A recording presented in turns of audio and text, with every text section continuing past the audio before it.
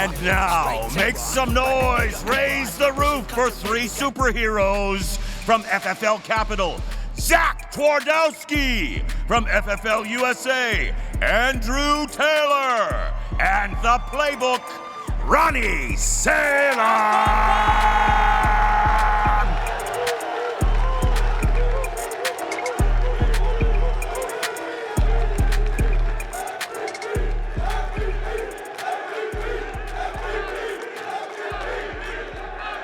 Hey, Ronnie, can you get them to stop for a second? No, I'm just playing. Hey, what do Andrew and I have to do to get some love like that at some point in our careers? Hey, make some noise for these two goats, baby!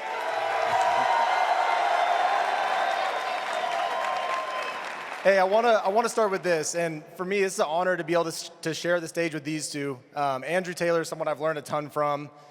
In 2020, during COVID, I was trying to figure out how to build the business, trying to figure out how to get better at the business. And I called Sean, I said, hey, who's the best person at building in the insurance business? And he said, Andrew Taylor.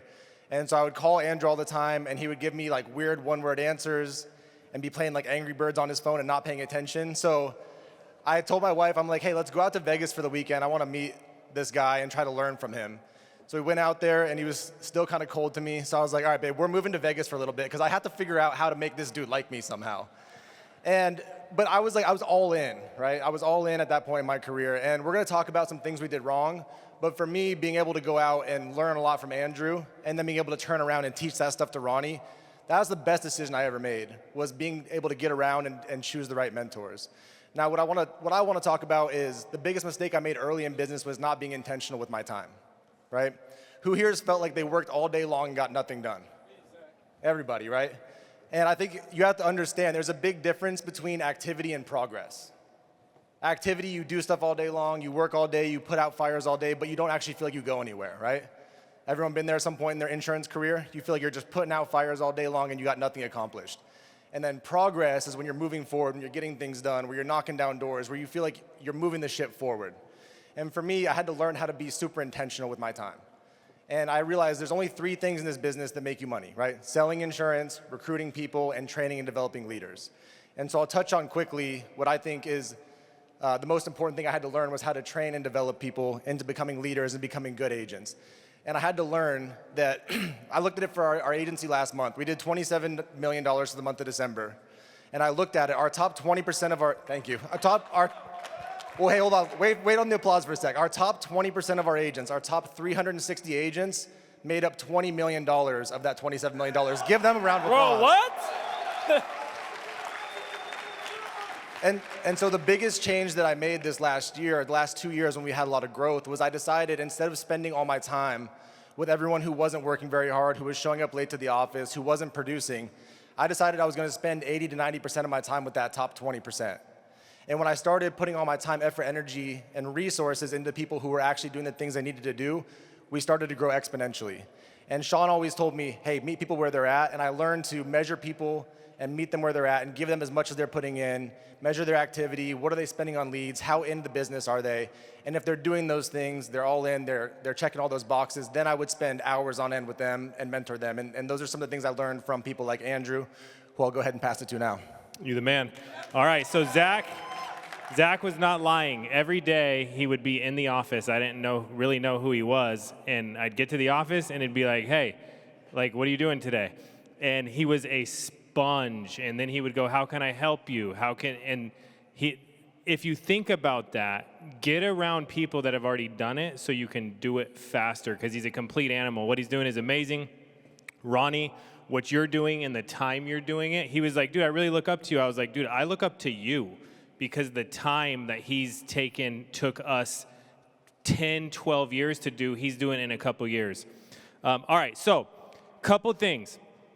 Perspective. I'm a thinker, I'm an overthinker, and there was a lot of times where I would get caught in what I call the doom loop. Has anybody done that? You start thinking, what if I don't make a sale? What if this doesn't work? What if these leads don't work? I do that. If somebody would hang up on me or no-show me, I would get in my own head. Shawn Mike one day, a pivotal moment in my career, he goes, dude, you're complaining to me because somebody no-showed you. You're in your air conditioning car. This was when Haiti got hit with a hurricane and a whole bunch of people died.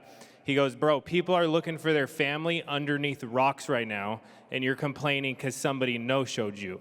And that was the day that I was like, you know what? I'm going to be grateful for what we have. I'm going to stop complaining, and I'm going to make the best out of it. The other thing is this. You have to cancel your plan B, because once you learn commission sales, a W-2 job is ruined for you. I hate to give you the news, but I was bagging groceries. How am I going to go back and make 10, 12 bucks an hour when I can make $1,000 in one sale? Could I ever do that? You couldn't do it. So that's when I realized I'm going to cancel every plan B because there is no going back. It's destroyed.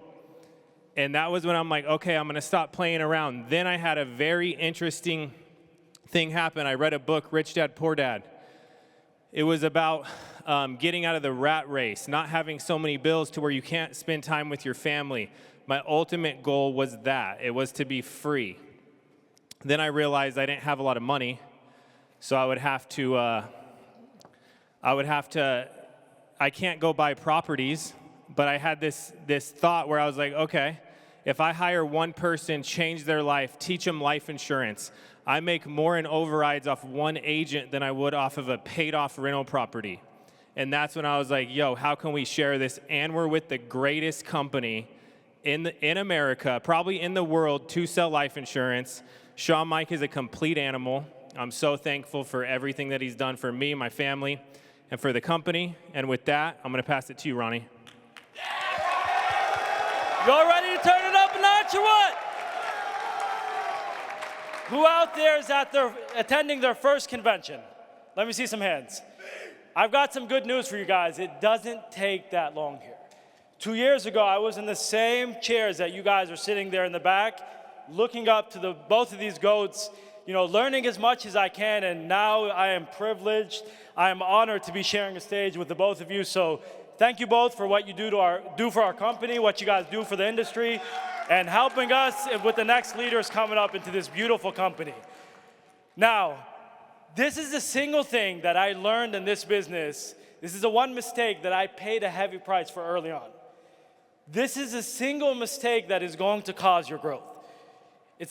Once you learn this thing, it's gonna allow you to 1,000x year after year. Who's ready to 1,000x in 2026? Ladies and gentlemen, it is the art of delegation. I remember at one point in the business, I was talking to Zach and he kept telling me, he's like, dude, you gotta hire staff. And for 3 or 4 months in 2024, my team was stuck at 300, 400K a month for like 4 months straight. I don't know what's going on at this point. And I remember one night, I'm falling asleep on the couch with my laptop again, like I always was in that year. And I'm like, God, what did I sign up for? Like, is this what I left the restaurant industry for?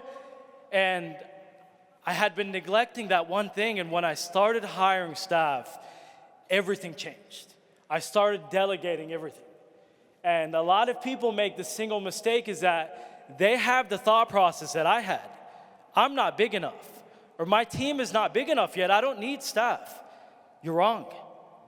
That same year when I hired staff, we went from 400K to 1.4K in 3 months. Imagine the power of staff, ladies and gentlemen. And it starts early. A lot of people make the mistake that they think that they need to be big. You don't. So this is the number one thing I want you guys to take home. Where are my 40K a month producers out there? It starts early, guys, so you need to get that stuff buttoned up. You need to get that admin. That admin's gonna be running your book of business. They can be dialing for you. They could do anything you need them to do. As soon as you start at that level, you need to hire your first admin. And then after that, it's when a lot of people think they have to have a 500K a month team to be big. You don't. As soon as you scale that team to 150K a month, you need to take ownership of your team. This is a business. The faster you hire an admin to run your show, the faster you're going to scale. I can call my admin and tell them, hey, I need this done now. I can't call Zach's admin and tell her I need this done now. She's on his time, not my time. So remember, hire early on, and as you guys see, when we came out here, they labeled us as superheroes, but we've all made our fair share of mistakes. There's no doubt about that. You're going to make mistakes along on the journey, but there's one mistake that all of us in here can agree that we didn't make, and that's choosing to partner with the greatest IMO in the space. Family First Life, we love